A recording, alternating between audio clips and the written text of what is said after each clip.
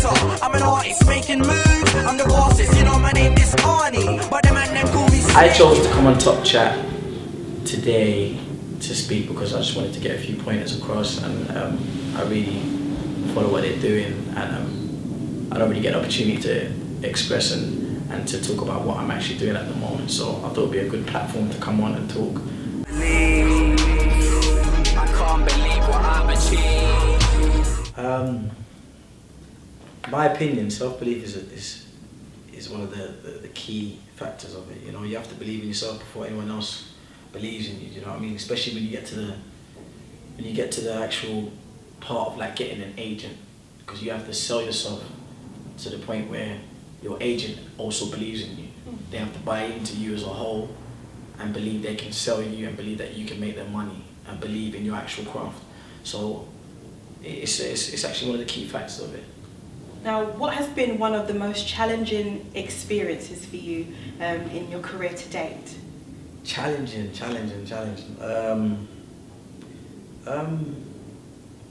I guess being accepted in the acting world, being accepted by fellow actors and the industry, but them knowing where you're from and where your background is. I mean, you know, I came from Brixton, you know, coming from this area and that, and most actors and the industry are they're very posh, and they're not really open to people from different backgrounds. Do you know what I mean? And but over the years, through different projects and various projects, I've had to prove myself and from what I've done and what I've achieved, and now they're opening doors. It makes you value the little time you got left. So mum, I'ma make you proud. Trust me, I'm gonna make you. I think I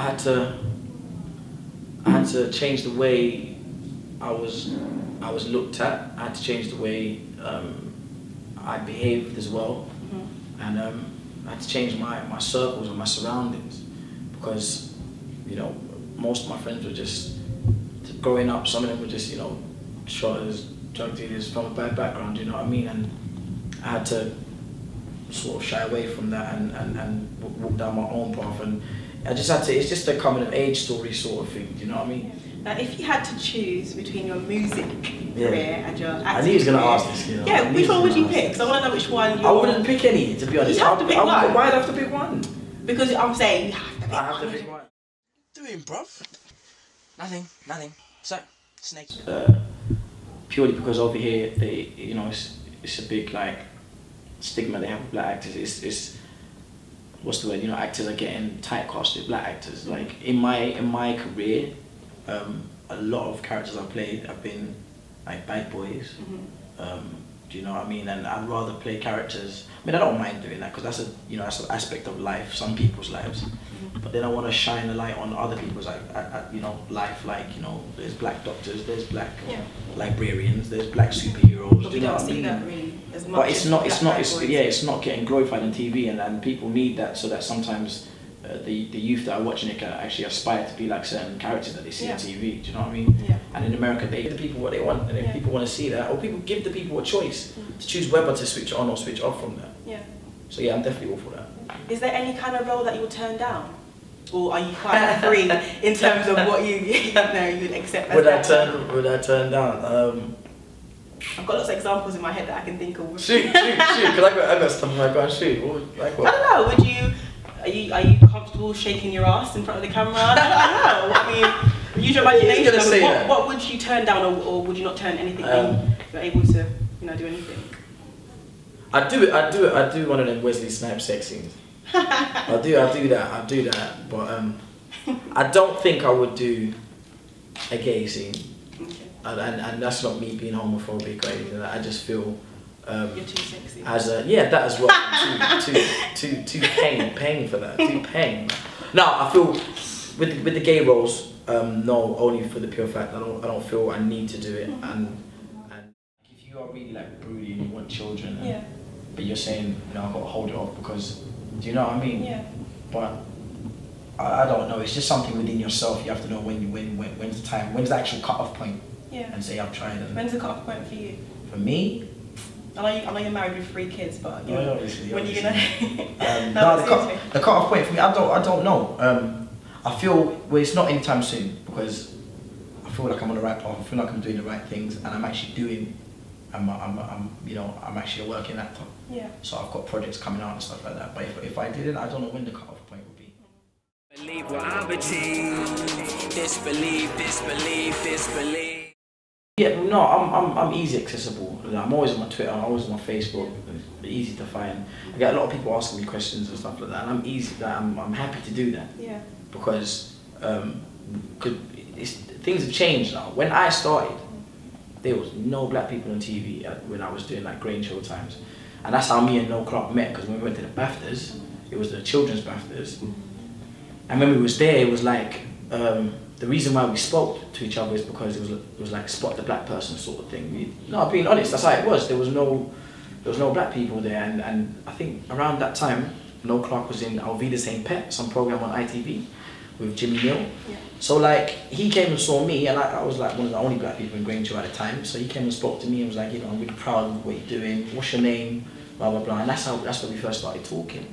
So like I'm just trying to show you how different those times are till now. Yeah. Because you know, those times I didn't have anybody to talk to or to ask questions about, or you know, what direction I should go. I didn't have any other actors to ask. But now there's loads of opportunities to ask people. Like Twitter went around, Facebook went around. Yeah. But now, as I'm saying, people can talk to me on Facebook, Twitter, anything, email me, approach me on the road, anything. It's my faith line, I forget about it, but it still hurts. And it won't go away because the truth hurts. Every time it pops in my head, my mind goes plain white blank like t-shirts. A small friend of mine called Zach, who was, you might have heard about him, who was stabbed recently. Well, not recently, it was a couple of months ago, but it was on TV, on BBC 3 recently. And yeah, man, like, you know, I grew up with him, and he's young, and every time because I used to live just down the road, so just going to the shops, seeing him, I'd always give him sweet money, and he was a good boy, and he just got, then when I found he got stabbed, it was crazy, you know. Then it's just too close to home, and it's something that actually needs to stop, and I don't know what can actually make it stop, because everybody's just obsessed with repping their postcode, and so they think that's cool, they think that's good, so they'll mimic that and try to be like that, and it will land them in prison. Do you know what I mean? So we actually proper need good role models, and I prefer some more black role models as well. Do you know what I mean? So people can aspire to be like them. Do you know, just the thing, I don't try to be like a role model, but like my mum sat me down the other day and said, "Arnold, whether you try to be or whether you want to or not, you are." Yeah. Do you know what I mean? So I just want people to. I mean, that's why I try and live a good life and just try to be nice to everybody, because I'd rather people learn from me like that. Do you know what I mean? I'm not trying to say I'm better than anyone else at all, but I'm just trying to inspire people. I mean, Richard Blackwood said it great when he taught me. He says, "Arnold, you've got to try to aspire to inspire before you expire." And that's something that's stuck with me, like ever since he said it. This is years ago, and I say it all the time. But that is if I could have a logo or a phrase, that would be it. Like, forget YOLO. Do you know what I mean? I would say that definitely. Yeah, you can find me on Twitter at snakeyman UK. I'm on Facebook as well. Just type in Arnold Oceng. I should be there. What else? Yeah, that's my social websites, I guess. Yeah.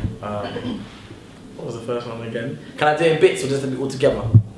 For someone that learns lines, Arnold. Yeah, I'm the worst, you know. I'm telling you, I'm the worst. And definitely wanted to come because they got hot presenters as well. So yeah, that's why.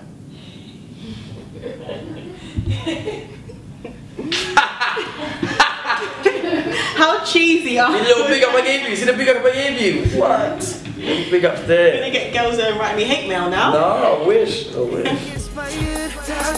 You can be provided with the knowledge, conclusions, and the answers and reasons. So tell me who's talking. So tell me who's talking. Tell me who's talking. Tell me who's talking. Yeah, Topchat.